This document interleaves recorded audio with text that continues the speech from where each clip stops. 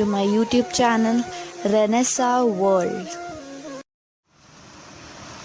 Our every thought, word and action is our creation. Situations come to us from outside, but our responses are completely our choice. People may cheat, betray or trouble me, but the emotions I create are my responsibility.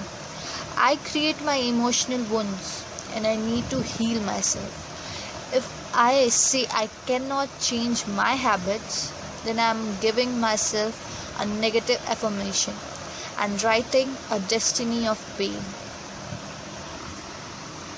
Past incidents are triggers which we use to create thoughts. Now, we have a choice how much pain we create and for how long. Never be harsh or critical with yourself or compare with others. Acceptance and love is the first step to healing. Do not leave emotional wounds to be healed with time. We become weaker and vulnerable to more wounds. Resolve the issue and heal the wound.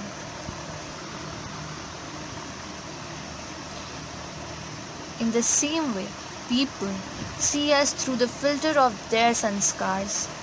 It's like the color of glasses they are wearing. They can see us only in the color. This may not be the truth. If we know our qualities and our weaknesses, then we are not dependent on others to know about ourselves. We should know where we were, where we are, and where we want to go on our journey of transformation. No comparison with others is required here. In this world, we are the one, we are the unique. Therefore, we should never give up on us. Like others see us through the filter of their sanskars, we also see ourselves through the labels we put on ourselves. And through our acquired sanskar, our name, degree, profession, position are labels that we put on our destiny, our identity. We use these labels to answer the question, who am I? Ego is attachment to a wrong image of myself, my body, my name, my family, my degree, everything that was mine. We called it I and forgot the real I. This is why ego and self-respect have a thin line between them. It's time to understand those. Ego is attachment to a wrong image of myself, my body, my name, my family, my degree, everything that was mine, we called it I and forgot the real I. We create an image of who we are and then get attached to that image. When someone says something about the image, we get hurt.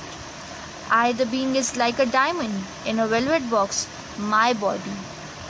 The beautiful clothes I wear are wrapping paper, and the attractive ribbons and labels are all that I have acquired. Let me not forget the diamond. We are having a diamond with us. So let us try to invoke ourselves.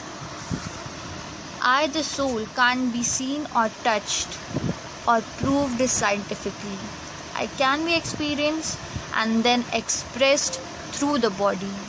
I, the soul, am the driver of this body. I need to be in control of the parts of the car, that is, my sense organs.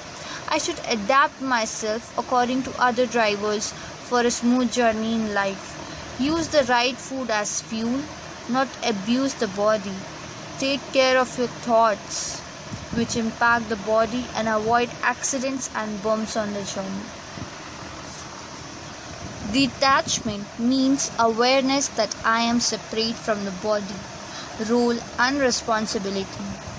When then see things in the right perspective, take accurate decisions and not suffer pain.